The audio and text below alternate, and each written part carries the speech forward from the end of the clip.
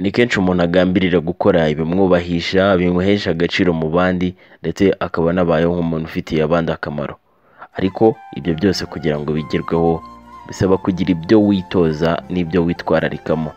Uyu munsi ndabateguriye ingingo 11 zikubiyemo ibyo kwitoza n'ibyo kwirinda byatuma ubaho mu buryo nk'ubwo ngubwo, uburyo buguha kwiyubahisha no kugirira abandi akamaro. Ni mu tuntu n'utundi, ngendeye MC Joseph Tuyishimire, ntangiye mbifuriza amahoro y'Imana kuri mwese mukurikirana ibyo channel.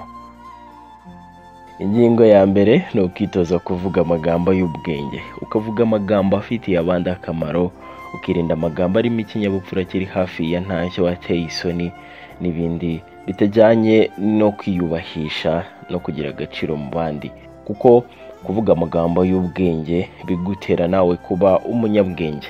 Ingingo ya kabiri, itandukanye kandi wirinde amatsinda cyangwa se groupe ziganira ibiganiro byiganjemo kenshi imibonano mpuzabitsina. Ibiganiro nk'ibi bibera ababibamo uburozi buremereye burema icuraburindi mu bwonko, umuntu akisanga ibindi bitekerezo bizima byaraburijwemo imbere y'ibyo biganiro by'imibonano mpuzabitsina kenshi. Ni byiza rero ko kubyirinda ukanitandukanya nabyo kenshi, ukitandukanya n'amatsinda cyangwa se groupe zirimo abantu baganira kuri iyo ngingo kenshi. Ingingo ya gatatu ni ukwirinda gukerezwa no gufana imishinga y'abandi. Ahangaha navuga nko kubatwa cyangwa se gutwarwa no gufana imipira ndetse n'ibindi bisa nabyo, ukarara muri ayo amajoro umunsi n'amanywa uri kubivugaho kandi wowe ntacyo wunguka, mu gihe abayikina bo cyangwa se ba nyiri iyo mishinga bari mu kazi kabo kabatunze ka buri munsi, nyamara wowe icyo wibereyemo ari ukubivugaho no kubifana cyane, bukira bugacya umunsi ukaba undi, umwaka ukaba uriya, ibinyejana bigaha ibindi. Iyo ni ingingo ya gatatu. Ingingo ya kane ni ukwihereza intego y'icyiza ugomba kugeraho. Ibyo dushyira mu mitwe yacu kenshi, ibyo dutekerezaho kenshi usanga tunabishyira mu ngiro. Uzanarebe umunsi uba wiriwemo uko wagiye witwara, wananiwe cyane mu gihe utasinziriye neza ukarota, ntabwo hajya haburamo indoto zijyanye n'ibintu wiriwemo. Rero uko ubishyira mu mutima iyo ntego wihaye y'icyiza ugomba kugeraho, wisanga waranabigezeho. Ingingo ya gatanu ni ukugerageza kwegeranya ariko nanone ukanagereranya ibintu n'ibindi, ugerageza gutandukanya kimwe na kiriya. Ujya wumva umuntu abwiye undi ngo warakuze, ujye umenya gutandukanya ururo n'icyatsi. Muri Bibiliya naho bati ibyo gutandukanya urumafu n'ingano, ariko ni byiza yuko mu kwihesha agaciro, mu kugirira abandi akamaro no kubahwa, umenya kugereranya ikintu n'ikindi, ukamenya ikibi n'icyiza, ukamenya igikorwa ugiye gukora niba ari mu mwanya mwiza wo kugikora, ukamenya ibiri ngombwa, ikiri ngombwa aba ari ikihe, ni ngombwa ryari. Biragufasha uko buri kimwe kigira uburyo bwacyo, inyungu n'igihombo, ariko nanone bikaba bigira akamaro mu gihe byakozwe mu gihe gikwiye. Ingingo ya gatandatu, jya wumva vuba utinde gusubiza.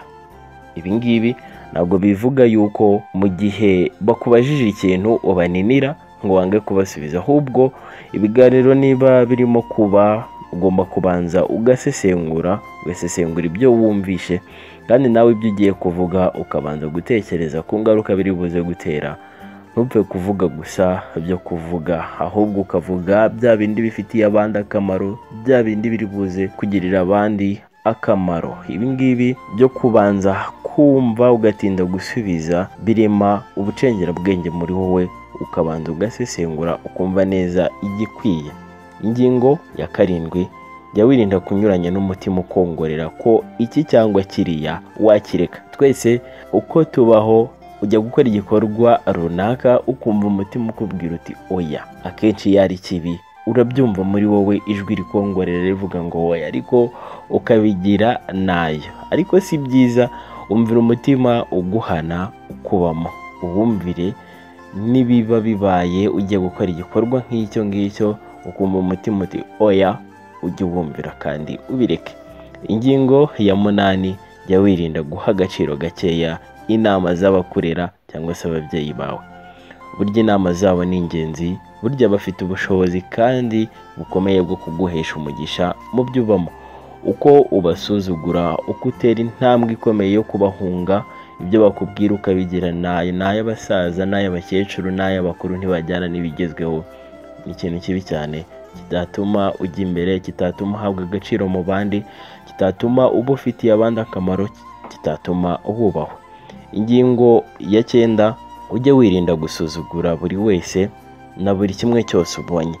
Gusuzugura ubwabyo ni bibi, ariko biba byiza cyane kubaha cyane abatoya kuri wowe, kuko abakuru bo usanga kububaha byikora, harimo no kubatinya kuko ubitegetswe kandi ari na ngombwa. Ariko kubaha abatoya biri mu bintu byatuma uba ufitiye abandi akamaro, uba wubashywe, ufite n'agaciro mu bandi, kandi ukazirikana ko n'agasimba gatoya kakuriza. Agasimba gato kakuriza, urugero rwiza ruhari n'akanyarira jisho uburyo kangana. Rero kubaha abatoya ukabaha agaciro bikwiye, nayo indi ngingo yagufasha mu kubaho ufitiye abandi akamaro, wubahwa kandi unabahabwa agaciro. Ingingo ya 10, jya ugirana ubucuti n'uwo mudahuje igitsina, ariko mwirinde ibyabakoze isoni, bibaharabika ndetse binabasigira amateka mabi kuri buri ruhande. Kugirana ubucuti n'uwo mudahuje igitsina ku muntu utararahiriye cyangwa se udateganya kujya kwiyegurira Imana ngo arahire ubugaragu bwa burundu, biba ari ngombwa mu buzima. Ariko nanone mu gihe ubwo bucuti bifitanye n'uwo muntu, mutekereze ahazaza.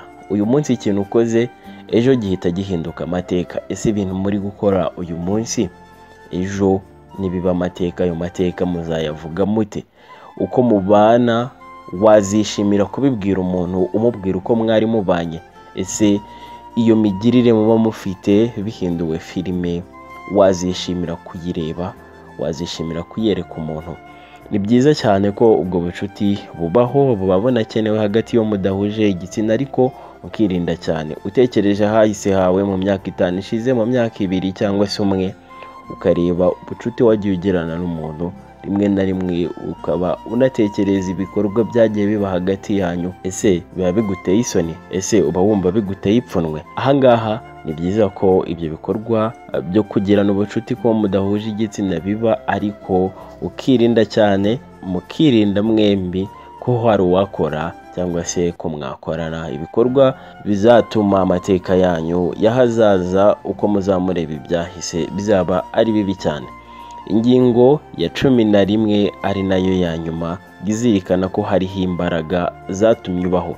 Niyo waba utazita Imana bitewe n'uko utayemera, hari abatayemera, ariko jya wizera ko hari imbaraga. Izo mbaraga zituma ukomeza kubaho. Ntuwigire ikigenge ngo wikanyize, bitazatuma utindahara.